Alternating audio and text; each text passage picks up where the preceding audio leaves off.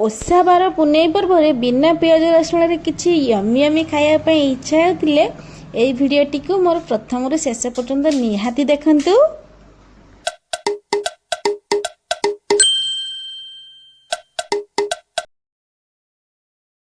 नमस्कार मु प्रज्ञा आपण मन स्वागत करुच्ची आज मो छोट वीडियो रे आज नहीं चली आसी बिना पियाज रसुण पोटल तरकारी। तो भिडियोटी को डेरी करबानी चलतु देखी नवा से कौन कौन सब जिनस नहीं आज जदि मो भिडियोटी आपण मानक भल लगे लाइक करेंगे कमेंट करेंगे शेयर करेंगे सब्सक्राइब करने को जमा भी भूलिए। तो चलतु जी शीघ्र शीघ्र बनई ना आज आम बनइबा बिना पियाज रसुण पोटल आलू तरकारी। से मुझे पोटल नहीं जाइए देखिपारे पूरा फ्रेश फ्रेश पोटल अच्छी आ पोटल टे बड़ बड़ अच्छी जेहेतु आम पोटल आलू तरकारी बनइबा से दुईटा आलू नहीं जाइए मुझे बेसी आलू यूज करनी दुईटा आलू यूज करी। तो चलतु देखा मुझे केमती सब बनई मु प्रथमे पोटल आलू को भल भाव धोई नहीं गोटे प्लेट रखी ଏବେ चलते जी पोटल को काटी ना मुझे प्रथम पोटल ऊपर भाग तल भाग छोट छोट कट कर काटी नहीं एवं गोटे पिलर साहाय्य ता चोपा को हल्का हल्का छड़े नेबी बेसी छड़ेबिनी और चोपाटा छड़ेवा द्वारा मसलाटा भल भाव से पोटल देहरे लगे और खायापी बहुत भल लगे। यही भाव मु आलू और पोटल को भल भाव चोपा छड़े नेबी आलू और पोटल को भल भाव धोई नहीं चोपा छड़े एगुड़ा छोट छोट पीस कर काटी नहीं एबे आमे ताकू मैरिनेट करी नबा। प्रथम मु हलदी और लुण दे ताकू भल भाव हाथ में गोले कि मैरिनेट करी आलू पोटल को मैरिनेट करी रखिया द्वारा आमे भाजिया बेले बहुत शीघ्र सिझिबा सहित कलरटा बहुत सुंदर देखा जाए भाजिया समय मु गोटे कड़ाई बसई देती गैस रे कड़ाईटा बर्तमान भल भाव गरम हो जाइए मुझे किसी सोरिष तेल दे देती आलू आ पोटल को भाजिया तेलटा आमर भल भाव गरम हो जाइए एवं आम मैरिनेट कर रखि पोटल को दे भाजी नवा। पोटल को मुझे एपट सेपट कर भल भाव लाल लाल हवा पर्यंत भाजी नहीं देखिपे पोटलटा भाजवा द्वारा कलरटा केते सुंदर चेंज हो जाइए आ 60 to 70% पोटलटा आमर सिझी जाइए तेलरे मध्य मु आलू को देई सेंती लाल लाल हवा पर्यंत भाजी नेबी आठी आलू आ पोटल भल भाव भाजी जाइए एबे मु गोटे प्लेट को से सब को काढ़ी नहीं आलू आ पोटल भाजी नेबा परे सिटी किछि तेल बळी जाइए आ मु किछि अल्प सोरिष तेल दे से तरकारी को मु बनै नेबी। तेलटी आमर भल भाव गरम हो जाइए मुझे दुईटा तेजपत्र दे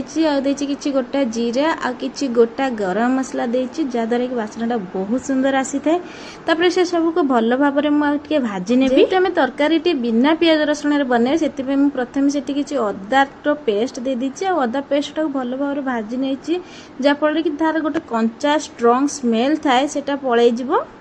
अदाटा को किसी समय भाजिया पर मुझे चुना चुना करी टमाटो रखी दे भल भाव भाजी नहीं आठी मुझे अल्प किसी लुण दे से टमाटोटा को आउ थे भाजी नेबी जहाँफल कि टमाटोटा आमर बहुत शीघ्र आ भल भाव सीझीज। टमाटोटा भल भाव सीझी जाइए आम रखि किसी गुंड मसला देदेबा मु प्रथम हलदी गुंड देती किसी काश्मीरी रेड चिली पाउडर ये किसी जीरा गुंड देती आ किसी धनिया गुंड देती जेहेतु आमर बिना पियाज रसुण बनाऊँ सब किसी मसला देकी मु भल भाव भाजी नहीं सबु किछि मसला देके भल भाव भाजी सारिया पर मुझे 4 ରୁ 5टी काजू मंजी को बाटिकी रखी से पेस्ट को देकी भल भाव थे भाजी नहीं एवं तार बास्नाटा भल आसापी मुझे किसी गरम मसला देकी भल भाव भाजी नहीं मुझे किसी बाटिकी रखि पानी दे देची पानी देकी भल भाव भाजी नहीं बहुत सुंदर भल भाव भाजी देखिपारे कलर चेंज हो जाइए स्टेप्रे मु आलू आ पोटल को देकी भल भाव भाजी नहीं आठी किसी समय मु आलू आ पोटल को देके एपट सेपट करी भल भाव भाजी नहीं आलू आ पोटल को भल भाव भाजी दे सारिया पर अल्प किछि पानी दे आलू आ पोटल को सिझिया कभर घोड़े मु छाड़ीदेवी 4 ରୁ 5 मिनिट पर कभर खोलिकी देखा आम रोसईटी केमिति देखिपारे कलरटा मते बहुत सुंदर भाव चेंज हो जाइए सहित आलू आ पोटल बहुत भल भाव सिझी जाइए। स्टेप्रे मु किसी चीनी दे देती जेहेतु आम टमाटो देकी रोसई करते से खटाटा को बालांस करने मुझे किसी चीनी देती तापरे मसलाटा को भल भाव एपट सेपट कर सब किसी मिसई नहीं मिसा पर किसी समय फुटिया छाड़ीदेवी बस आमर गरमा गरम रेडी होगा बिना पियाज रसुण पोटल आलू कषा। देखिले तो सांग मैंने केते शीघ्र झटापट रेडी होगा बिना पियाज रसुण पोटल आलू कषा।